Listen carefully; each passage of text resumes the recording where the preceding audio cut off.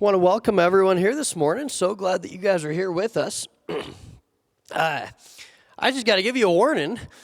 Someone finally passed on the cold that you guys have all been passing around to each other. No, I'm just kidding. I know it was Dawson. I know it was him. But if my voice cracks this morning, I'm not going through puberty. I caught a cold, so you may have to bear with me here. Also, a couple things I want to let you know about that are coming up. So next week is going to look a little bit different. We have the Casper Children's Chorale. Did I say that right? Is that the way you say it? Yeah, Casper Children's Chorale coming here next week. It's going to be a lot of fun. It's going to be a big weekend. It's going to look a little bit different. We do have a family Sunday. That Sunday we have this just 2 or 3 times each year where we actually think that sometimes kids seeing parents worshiping God can be a really valuable thing, and sometimes we can even learn from kids how they worship and see how they authentically do it without any inhibition or anything like that. And so we'll have everyone joining us in this area. We won't be offering kids ministry specifically for ages 2 years or older. We will have a nursery still. If you want to drop your kid off in the nursery, we will still be offering that. But just so you know, next Sunday we'll be here. It'll look a little bit different. Then 2 weeks out from this Sunday, we are not going to be here. We are not going to be in the rec center. We don't have access to the facility for just that Sunday, so we're going to be trying something even a little bit more unique, something we've never really tried before. We're going to be in the National Guard Armory 2 weeks from today. So it's going to be a little different. If you have ever filled out like a Connect card and with legible handwriting, which is a challenge, I get it, but and put your email down, then you'll be getting an email from me with more information on what that's going to look like and details on that. If you follow us on social media, we'll probably do a post on that. So just know more communications coming on that. But if you show up at the Armory next week, I don't know who you'll find there, but it won't be me because we'll be here next week. Then 2 weeks is when we'll be at the Armory. We good? Okay, I want to start with a question, ask you guys to raise your hands to this. Anyone ever here felt like you've had just like the waves crashing in on you for a day, for a week? Maybe some of you are like for even longer. Anyone here ever been like the life is overwhelming, waves are crashing in on me? Yeah, a lot of us. Okay, I just wanted to see if this sermon would be relatable for everyone. Apparently it would be. Now I know kind of where everyone's at. I'll come back to that. But want to share kind of a story. Years ago, my family and I went on a family vacation. Now, when you're going on a family vacation, it's kind of challenging, you may know this, to find something that everyone wants to do.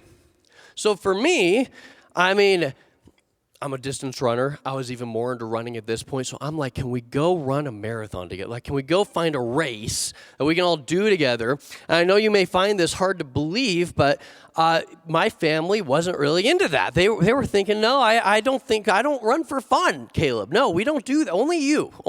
Anyway, so my mom, she's a big beach person. She wanted to go to the beach. I'm more of a mountain person because all the sports I know how to do that are adrenaline sports are in the mountains. I don't know any beach sports. So, but we go to the beach. I'm trying to figure out what do I do that will be fun, that will be maybe a little dangerous for me. So I'm like, let's just go in the water. Let's get some goggles so I can look underneath. Let's swim as far out as I can go. Let's just see how far out I can get. So I start swimming, and eventually I kind of get to the point, I'm like, okay, I can't see the ocean floor anymore. This is feeling a little sketchy. Maybe I could be hit by a boat or something. I don't know. And I look back at the beach, and I'm like, beach looks totally different. Like, I do not recognize the beach at all now. So I'm like, okay, well, I'm just seeing things. Let's swim back in. I swim back in. I walk up on the beach. Totally new families. Like, totally new buildings. I'm like, I have no idea where I am. I have no idea. Totally new beach. I don't know what happened to my beach. Well, come to find out, if you're an ocean person, you know this. I'm not an ocean person, but come to find out, when you go swimming in the ocean, you got the waves, right? And they're going towards the beach. Well, turns out there's also a current underneath the water that will like push you sideways. And you have no way of knowing it's there. Is it called the rip current? Is that right? So this sideways current underneath, it pushes you down the coastline. You don't feel it. You don't see it. You have no way of knowing it's there. And then if you spend enough time in the water, at some point you look up and you're at a totally different part on the beach. It like deposits you elsewhere. It's crazy. But a lot of the time, that's how we function in life. A lot of the time, we're just doing life. We're just going about our business. And we don't see it. We don't feel it. We don't know it's happening a lot of the time. But then one day, we look up, and we're at a different point in life than we ever intended. We drifted further to a different place than we meant to go. Maybe this could be all different kinds of things. It could be you look up one day and you're in financial ruin. And you don't know how you got there. Could be one day like you're going through a divorce and you don't know how your relationship ever got to that point. You never meant for it to get to that point. It could be you're wrestling with an addiction. It just crept up on you slowly over time. And now you can't figure out how to get back to where you wanted to be. You drifted. You didn't even realize it. Maybe it's even more subtle for you than that. It could be that, like, over time, you said no to enough things. You pushed enough people away. Now you look up and you find you're lonely. You don't have real relationships, real friendships in your life. You drifted.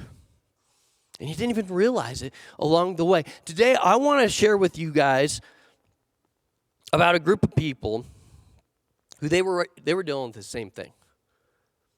They were dealing with drifting. And they had the waves and the storm crashing in around them all over the place. And here's how they dealt with it. Hebrews chapter 6. Therefore, we who have fled to him for refuge, stop there for a second. If you're fleeing for refuge, you didn't have the best day.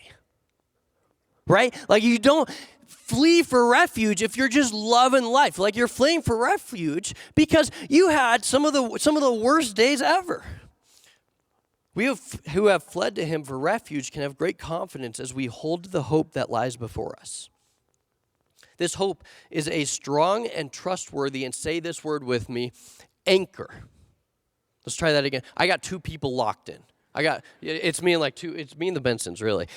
This hope is a strong and trustworthy anchor, there we go, for our souls. Now, if you read the rest of the New Testament, you aren't going to find a whole lot of references to anchors. You're going to see like references to literal boats where they kind of drop the anchor in and everything, right? But you aren't going to see a whole lot of references to anchor. And so this is kind of, I think, maybe a special place and kind of a unique place to us where we say they had confidence, they're fleeing, and yet they had confidence and they had hope that was this anchor for their soul. And we want that. How do we get that? Well, let me show you how the Christians from the 2nd and 3rd century, how they thought about this, because this was actually a common theme for them. We have a picture here of a tombstone from the 2nd and 3rd century. This is what they would put on their tombstones. Now, immediately you may notice a few different things here. You may notice the fish. You may notice that there's some fish here, right? Many of you may even have the fish sticker on the back of your car. So when you drive, anyway, now you may have even immediately noticed there's an anchor here, right in the middle. You kind of notice the anchor. I'll tell you why this is an anchor, why they had to do this. This has actually been a symbol for Christianity for a very long time now. The anchor was kind of this way of actually hiding what they meant. Because in the 2nd and 3rd century, they were persecuted. It was very unpopular to be a Christian. And so, if you were a Christian, you were risking your life, you were risking your job, you were risking tons and tons of persecution. If they put a cross on that tomb, then people would actually destroy the tombstone. You're like, how dare they do such a thing? I know, it makes you mad, right? But they would actually destroy the tombstone. So they wouldn't put a cross directly on the tombstone, and instead, they would put an anchor there because it meant something to them. It meant so much to them. They wanted to be firm in their faith, and they wanted to be anchored to Jesus. And the anchor over time came to represent this idea of, I am going to be anchored in my faith. I'm going to be anchored to Jesus because he's my hope. He's my confidence. And so they had an anchor. In fact, it was to the extent, it went so far that people would actually get a tattoo. Just trying to see where everyone's at on that whole crazy concept, right? But we can actually trace tattoos from the 2nd and 3rd century of them getting an anchor tattooed onto their arms. Crazy. Now, some of you are like, Caleb, do you see the cross? Did they mean to have a cross hidden in there? Yes. They were smart. They hid it in the anchor. They actually hid a cross because they wanted to say, you know what? Jesus is my anchor. He's what keeps me firm in the storm. Now, you don't need me to teach you a whole lot about anchors. So I'm going to share something with you that you already know.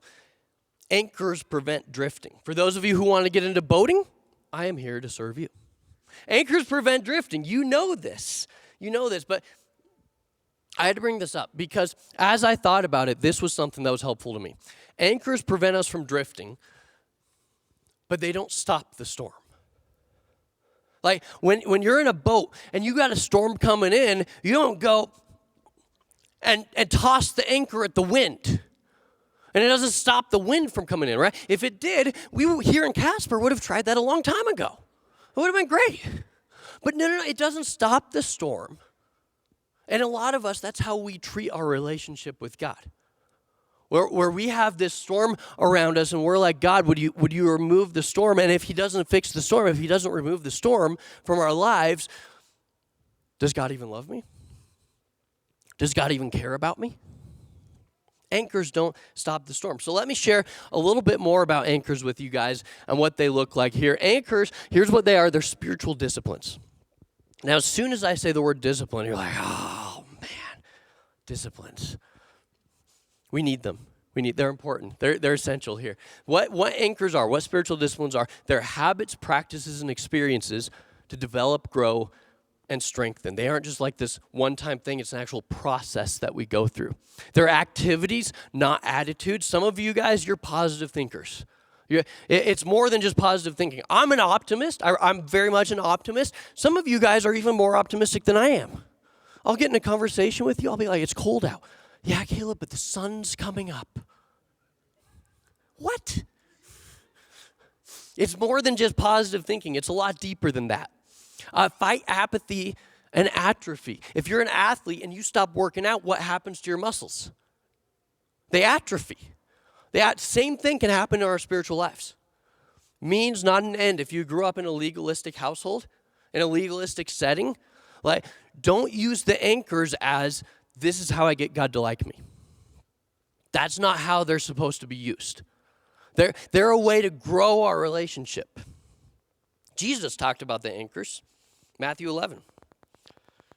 Then Jesus said, "Come to me, all of you who are weary and carry heavy burdens, and I will give you rest." Stop there for a second. Beautiful verse, right? Absolutely amazing. Jesus is saying, if you're anxious, if you're worrying, if you're stressed out, if you've got a heavy burden, come to me. And my burden is like, we read that verse and we're like, yes, that sounds absolutely amazing. But it's a frustrating verse for many of us because Jesus says, come to me. And we're like, how do I do that? We're like, how do I go to Jesus? Jesus says, come to me. And we're like, okay, Jesus, where are you? He's not there. I'm trying to physically illustrate to you guys, like, how does he know how we think like that? Because I think the same way. He's like, come to me, and we're just not sure where exactly to look a lot of the time. How do we find Jesus? How do we actually come to Jesus? Anchors. Come to me, all of you who are weary and carry heavy burdens, and I will give you rest. Take my yoke upon you. Let me teach you, because I'm humble and gentle at heart, and you'll find rest for your souls. For my yoke is easy to bear, and the burden I give you is light. Jesus has extended this to anyone and everyone. He says, come to me. I'll take your burden. If you're struggling with worry, if you're anxious, if you're stressed out, if you've got all this on your plate, come to me. And I'll take it from you. And yet, it's so frustrating for many of us, because many of us are like, great, I can't wait for the day I get to meet Jesus and see Jesus. Richard Foster is an author who talks a lot about this. If you're like, I don't want to listen to the rest of the sermon, I just want to go read on this on my own, Richard Foster has wrote a ton of great stuff on this. He says this: the disciplines allow us to place ourselves before God so that he can transform us. I just got to clear something up here. Stop going to church because your grandma told you to go to church. You've had people in your lives, probably, who have told you, you got to go to church, you got to be reading the Bible, you got to be praying, you got to be doing this and this and this. And even if they didn't say it, what they should have said is, you want God to transform you. You want like real, lasting change in your life. And the way you do that, anchors. Another quote from Foster that he brings up: the grace of God is unearned and unearnable. I don't even know if unearnable is a word, but I like it. But if we ever expect to grow in grace, we must pay the price of a consciously chosen course of action. You didn't earn salvation. You didn't earn God, but there is work to do. There is actual work involved in this process. So, if you don't, I'm going to share something you all know. If you don't have an anchor, you're going to be drifting at sea. But because all of you know that, I got to get a little up in your business here. I got to get a little personal with you. If you don't have an anchor, you're drifting at sea. If you're drifting, I think it's because you're distracted. I think if you're drifting right now and you're like, why don't I have any anchors in my life? Like when a storm comes, why don't I have any margin? Why do I blow up at the spouse? Why do I yell at the kids? Why am I always constantly in financial trouble? Why are the storms always destroying me? If that's you and you're like, why don't I have any anchors? I would say you're distracted. And the Bible warns us against distractions. I can come up with a ton of examples. I'm just going to give you a couple. Mark chapter 4. If you struggle with worry a lot, if you struggle with anxiety a lot, this verse is for you. The seed that fell among the thorns represents others who hear God's words. But all too quickly, the message is crowded out. It's just, you're distracted. The message is crowded out by the worries of this life, the lure of wealth, and the desire for other things, so no fruit is produced. Some of us, we're so consumed by things up here, we have to watch out because it distracts us from the anchors, from God. Romans 12, don't copy the behavior and customs of this world. In other words, don't get distracted by the behavior and customs of this world, but let God transform you into a new person by changing the way you think. Then you will learn to know God's will for you. In other words, if you want to know God's will, you can't be distracted.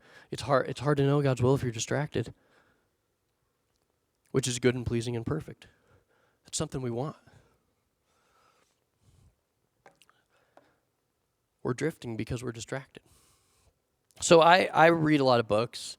I don't actually enjoy reading a lot. Some of you, your favorite thing is to go into like a corner in your house, a special seat that you have in your house, and just get some tea.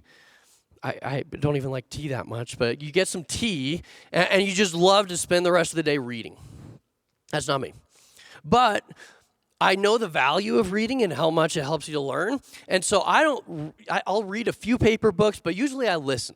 Because I spend a lot of time like running or in the car a lot, running errands or driving around some different places. And so I'm listening to a lot of them. One of those books is called 12 Ways Your Phone is Changing You.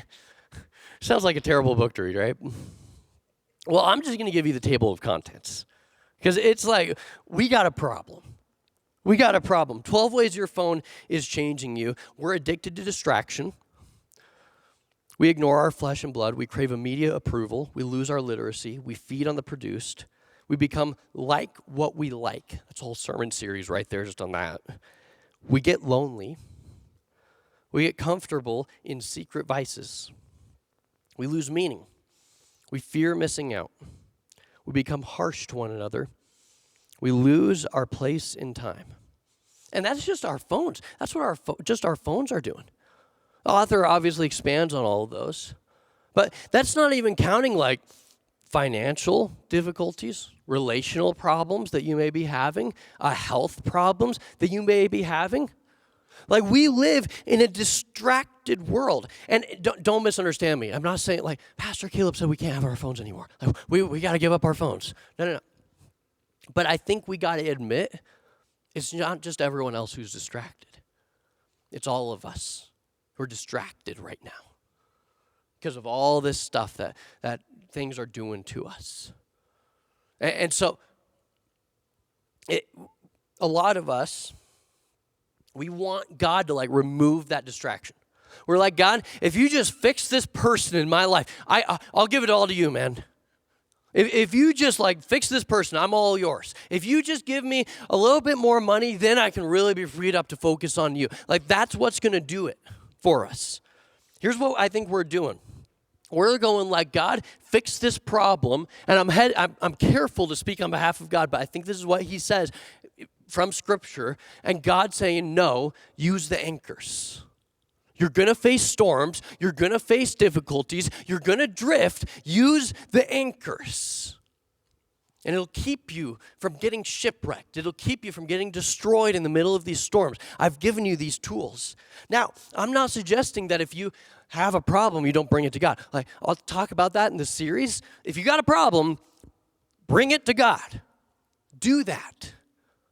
But I think we got to bring a little bit of attention to the anchors. I think we got to drop the anchors so that the storm doesn't destroy our faith. Because that's what the devil can do sometimes, right? Where we have a storm in our lives and the devil makes us think, oh, God must not be with us. It's going to take some work, though.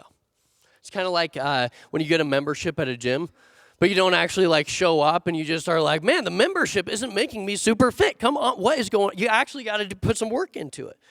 Philippians 2. Dear friends, you always followed my instructions when I was with you, and now that I am away, it is even more important. Work hard to show the results of your salvation. Notice it doesn't say work hard to earn your salvation. Don't misread that. Work hard to actually show the results or the fruit of your salvation. Obeying God with deep reverence and fear. For God is working in you, giving you the desire and the power to do what pleases him. So here's your question. You knew this was coming. Are you drifting or are you anchored down? Do an honest evaluation of, like, are you anchored down or are you drifting? And I think there's a scary amount of Christians that are drifting right now.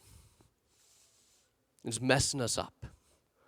So anchors, they're standard, not optional. They're standard, not optional. I was just reading, according to Consumer Reports, just read this recently, 45% of new cars don't come with a spare tire anymore. So annoying. And there's a couple reasons for this. The published reason is that in the years leading up to this, there's been a ton of EPA restrictions that require cars to hit a certain mile per gallon. And so in an effort to do that, they're dropping weight, and one of the heaviest things in the car happens to be the spare tire and the jack and all that stuff for changing out the tire. I think that another one of the reasons is they're dropping costs as well. They're saving on a little bit of costs, and then when you go and if you're lucky enough to buy a car, they're like, do you want to add the spare tire in as an option? Oh, do you just throw it in for free? No. $600. That'll be $600. It's really not much, absolutely worth it. You should absolutely go for it. If you want to make it 40 miles on the spare tire, you got to put in the $600 and everything. Now you're mad.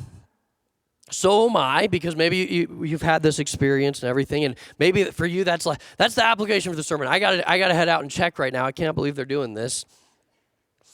When it comes to your faith, when it comes to your relationship with God, Are there things that you're treating as optional? I got to tell you, the anchors, they are standard. You should not be cheaping out on the anchors. There are some things that are absolutely standard in our relationship with God. 1 Timothy 4. Don't waste time arguing over godless ideas and old wives' tales on social media. Instead, train yourself to be godly. Now, that may be new like language or new concept to you, where you're like, wait, I'm not just like born godly, or I'm not just like baptized and then boom, suddenly godly. You got to actually like train yourself to be godly, like work at it. Physical training is good, but training for godliness is much better, promising benefits in this life and in the life to come. This is a trustworthy saying, and everyone should accept it. This is why we work hard. Stop for a second and ask yourself if that's how you treat your relationship with God and your life. Like, do you work hard and continue to struggle? For our hope is in the living God, who is the Savior of all people, and particularly of all believers. Now, some of you are like, oh, I bet he just found that place in the Bible. I doubt that says anywhere else. I'm really glad you asked. 1 Corinthians 9. Don't you realize that in a race, everyone runs, but only one person gets the prize? Unless you're in 2026 and then... Okay, anyway, focus, Caleb, focus. So run to win. Many of us are not running to win. We're walking to survive. Don't ever let the devil get in your life and convince you that life isn't about running to win. Because life is designed so that we win. It's designed that way. And many of us have forgotten that. So run to win. All athletes are disciplined in their training. They do it to win a prize that will fade away, but we do it for an eternal prize. So I run with purpose in every step. I'm not just shadow boxing. I discipline my body like an athlete, training it to do what it should. Otherwise, I fear that after preaching to others, I myself might be disqualified. Being a distance runner, I love following different athletes being in the distance running world. There's a guy years ago named Frank Shorter. He was actually the last United States American athlete to win the gold medal in the marathon. So he wins this gold medal. It's a big deal. And people ask him, are you going to write a book about like how you did it? Like, what's your secret? How did you pull that off when no one else in the United States could do that? Write a whole book for us about what your secret is. And he says, no, there's no secret. In fact, in the running world, especially right now, there's like everyone's looking for the next, like, what is it that's going to boost my performance? There's all different kinds of like tricks out there people are sharing. This isn't just in running. This is in every area of life. But if you're looking at athletes, like there's like supplements, for example. Like everyone's like, what's the next supplement? I ran with a guy in college. He was looking to be a pro athlete. He pulled this pallet of pills out every single meal. Set it on the table. Started taking 20 different pills every meal. Just a couple of years ago, the International Olympic Committee came out with a scientific review. Says there's only 4 like performance-enhancing substances that make any practical impact whatsoever. We're always looking for the next thing, and here we've got Frank Shorter, who's saying there's no secret. I won't write a book because it would only be 1 page long. Here's what he said. I do 2 hard runs per week, 1 long run, and then the rest is aerobic. Do this for 2 or 3 years and you'll get good. That's it. He says, put in the work. Be consistent. Stay focused on the things that matter most. If you want to focus on the details too, go ahead, but don't forget the cake in the process. The details are the icing. You can't forget the actual cake. Whatever area of life you're in, including your relationship with God, you got to be doing the equivalent of whatever is 2 hard runs per week and 1 long run and aerobic mileage. And doing that for multiple years. Whatever area, this is true in every single area of life. This could be playing chess. This could be This could be cycling. This could be robbing banks. This could be your relationship, all different kinds of things. What are you putting in the work?